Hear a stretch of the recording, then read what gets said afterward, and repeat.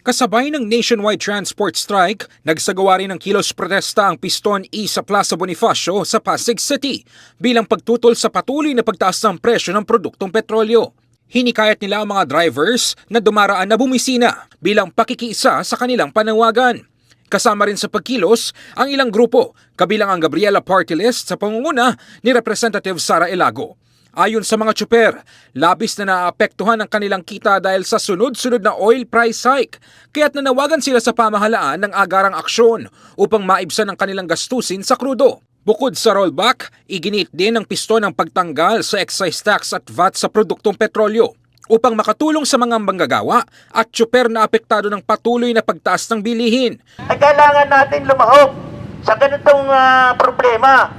Kaya sabi nga natin, dapat isa lang pinaglalaban natin, transportation.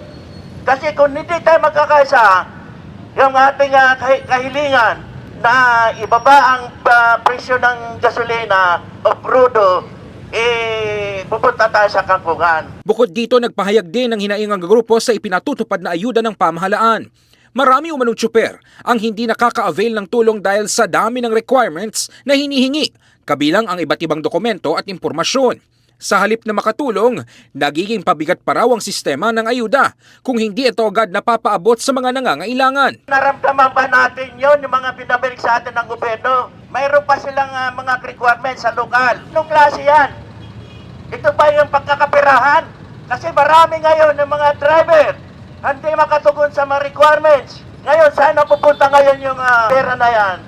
Giit ng mga nagprotesta, habang patuloy ang pagtaas ng presyo ng langis, lalo ring nababaon sa hirap ang mga tsuper na patunay na hindi lang pasahe kundi kabuhayan na rin ang nakataya sa krisis sa petrolyo.